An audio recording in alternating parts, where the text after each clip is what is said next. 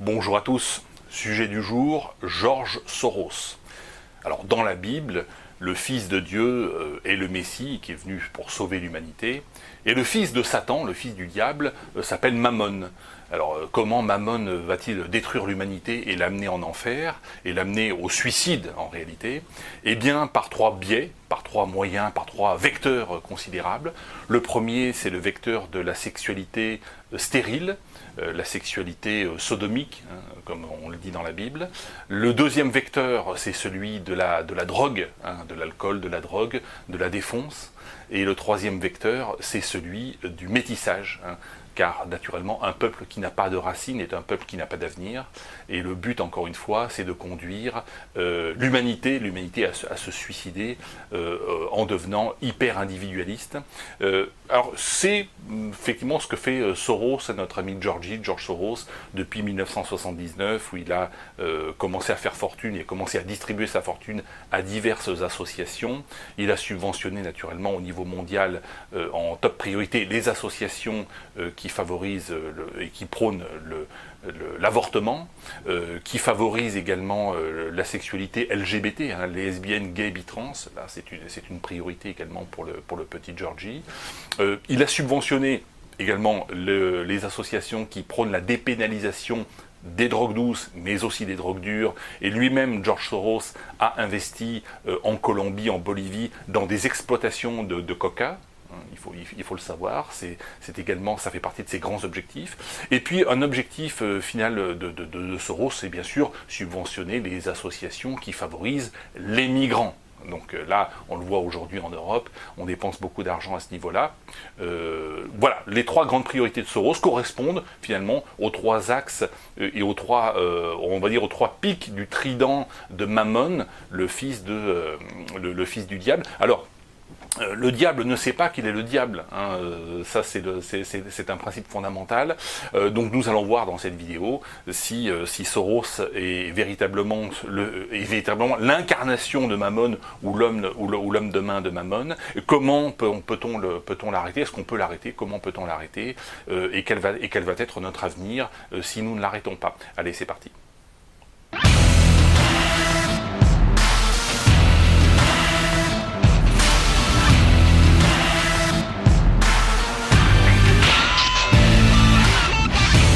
Quelques éléments de biographie pour comprendre qui est George Soros.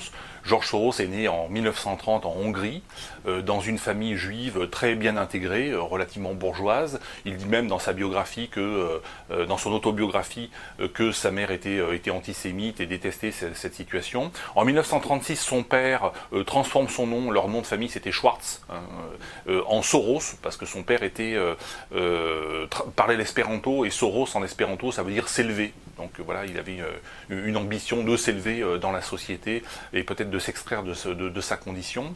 En 1944, l'Allemagne envahit, l'Allemagne qui était jusqu'à présent alliée de la Hongrie, se met à envahir la Hongrie. Les Juifs vont être persécutés. Et George Soros va être placé dans une famille chrétienne. Il va se faire passer pour le neveu chrétien d'un certain Bonbach, qui est précisément chargé de la spoliation des biens juifs. Donc Soros à l'époque a 14 ans, hein, en 1944, et il va donc assister de loin, il ne va pas prendre une part active, mais à la spoliation des biens juifs de Hongrie.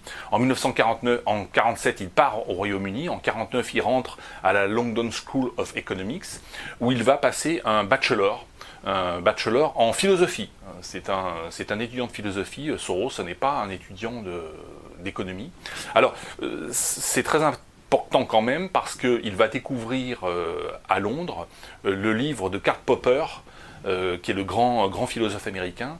Et ce Karl Popper a écrit un bouquin qui a été publié en 1945, donc qui a été écrit pendant la Seconde Guerre mondiale et publié en 1945, qui est La société ouverte et ses ennemis.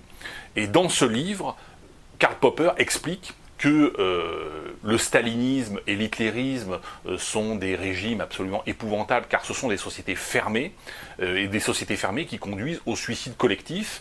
Et bon, l'histoire lui donne plutôt raison, puisque il écrit son livre pendant la Seconde Guerre mondiale. Et il en conclut, le Karl Popper, et Soros à sa suite, qu'il faut au contraire faire la promotion d'une société ouverte, une open society, ou une open fucking society comme je dis, et cette société ouverte, c'est une société dans laquelle on va favoriser précisément eh bien, la sexualité, et la sexualité stérile en priorité, et l'avortement, on va favoriser la consommation de la drogue, et on va favoriser naturellement le métissage et les migrations. Donc voilà un peu la logique, c'est-à-dire que à partir du moment où le stalinisme et l'hitlérisme sont décrits comme, encore une fois, des idéologies qui conduisent au suicide collectif, si on fait exactement l'inverse, on vivra dans une société paradisiaque. Naturellement, c'est une philosophie qui est extrêmement manichéenne, et on aboutit finalement à l'excès inverse. La société de la sexualité stérile, de la drogue et du métissage aboutit à l'enfer inverse de l'enfer dénoncé par Popper et par Soros. Ce que l'on peut dire, en termes de bilan, c'est que, notamment en Europe de l'Est, lorsque les régimes communistes se sont écroulés à partir de 1989, Soros a massivement investi dans un grand nombre d'associations en Pologne, en Roumanie, et puis naturellement dans son pays d'origine, la Hongrie. Et pendant, on va dire, une quinzaine d'années, c'est-à-dire des années 1990 à 2005, un très grand nombre d'étudiants sortis diplômés de ces pays l'ont été grâce à des bourses Soros. Ils ont été, les associations, les médias ont été biberonnés à la sauce Soros. Et puis à partir de 2005, les choses se sont inversées, et naturellement les Européens de l'Est ont découvert le caractère totalement suicidaire et totalement satanique de la proposition sorosienne et popperienne, et Soros finalement a été expulsé des pays d'Europe centrale et orientale. Aujourd'hui, il y est pratiquement totalement absent, et particulièrement en Hongrie. Donc c'est un échec en Europe de l'Est, c'est un échec aussi aux États-Unis. Soros a soutenu massivement la folle qui s'est opposée à Donald Trump. Donc il a dépensé des millions de dollars pour aider la petite Hillary. Et il a échoué, puisque c'est Trump qui a été élu, malgré l'attaque des médias systématique, et malgré les millions de dollars, et même au total les milliards de dollars dépensés contre Trump, Trump a fini par l'emporter. Donc là aussi aux États-Unis, il y a un rejet de cette idéologie sorosienne, de cette idéologie suicidaire. Le seul endroit du monde où Soros finalement a plutôt marqué des points, eh bien c'est chez le petit Micron français, chez la petite Angela, qui est, on va dire, le dernier carré qui défend peu ou prou les idées sorosiennes, à ceci près que les politiques, effectivement, notamment en termes de migrants, coûtent de plus en plus cher à nos social-démocraties, et elles vont contribuer à faire exploser ces social-démocraties. Ce qu'on peut dire aussi, de manière générale, sur un bilan global, c'est que si on est obligé de subventionner ces associations, c'est qu'elles ne pourraient pas exister naturellement sans subvention. Et le fait qu'elles ne puissent pas exister naturellement sans subvention est quand même très problématique, parce que c'est un petit peu comme les subventions à l'agriculture ou les subventions à la culture. Le jour où la subvention s'arrête, eh bien ces associations vont complètement s'écrouler. Or il faut savoir, Soros est vieux, il va crever, et une fois qu'il sera mort et que son organisation aura disparu, eh bien, un grand nombre de ces associations vont disparaître et vont crever. Elles sont déjà, encore une fois, sur le déclin.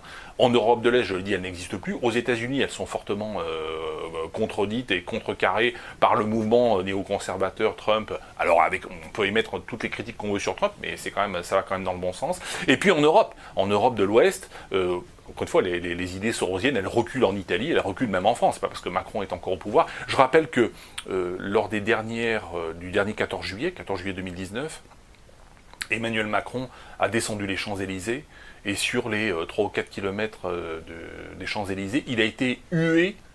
Donc je rappelle, Macron sur le command-car à côté du chef d'état-major, donc Macron en tant que chef de l'armée française, est conspué sur 3 kilomètres par le peuple français, qu'il a pourtant élu, ce qui n'est jamais arrivé, même Hollande, même Sarko, même Chirac, même les pires crevures qu'on a pu avoir à la présidence de la République n'ont pas été conspuées comme a été conspué Macron. Donc c'est pas parce qu'il est encore au pouvoir qu'il a une forte légitimité populaire, et que son positionnement philosophique est approuvé, parce que l'on échoue sur le plan économique, c'est une chose, mais que l'on conduise la nation au suicide par le LGBT, par la drogue et par le métissage et l'immigration, il est évident que là, la situation est complètement irrattrapable pour ce pauvre Macron qui, je le répète, est une victime, encore une fois, de ses propres pulsions et finalement de cette philosophie sorosienne et popperienne qui l'a profondément pénétré. Voilà, pour son plus grand plaisir, mais pour le plus grand malheur de la France. Et encore une fois, cela n'a pas, pour moi, cette philosophie n'a pas d'avenir, ni en France ni ailleurs, et elle est fondamentalement sur le plan de l'échec. Alors, est-ce que ça veut dire pour autant qu'il ne faut pas se battre et qu'il ne faut pas qu'il ne faut pas résister? Ben si, bien sûr, il faut résister. Alors comment résister? Eh bien en faisant de la politique. Également en lisant des livres, et par exemple vous pouvez lire l'excellent livre de Pierre-Antoine Plaquevent, Soros, dans lequel vous trouverez un grand nombre d'informations. C'est un document très complet, ce n'est pas un essai, c'est un document avec beaucoup de citations.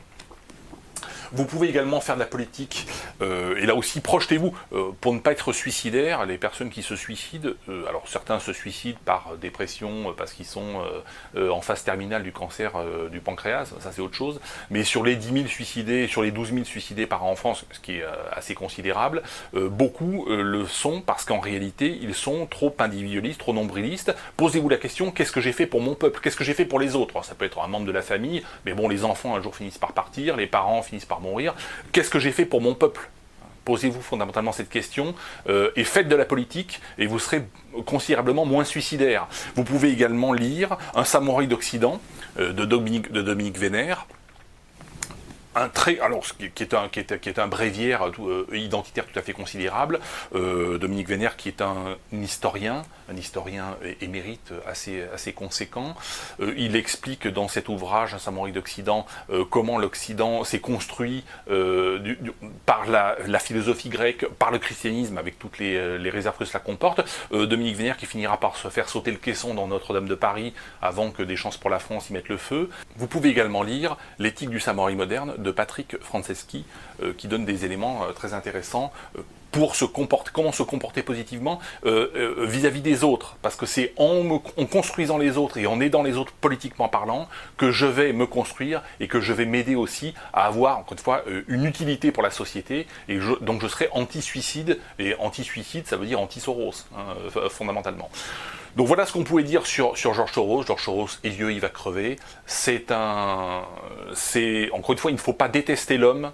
Il ne faut pas détester les hommes, il faut détester les idéologies. Et en l'occurrence, son idéologie est une idéologie satanique qu'il faut détester, qu'il faut combattre, très concrètement, en faisant de la politique.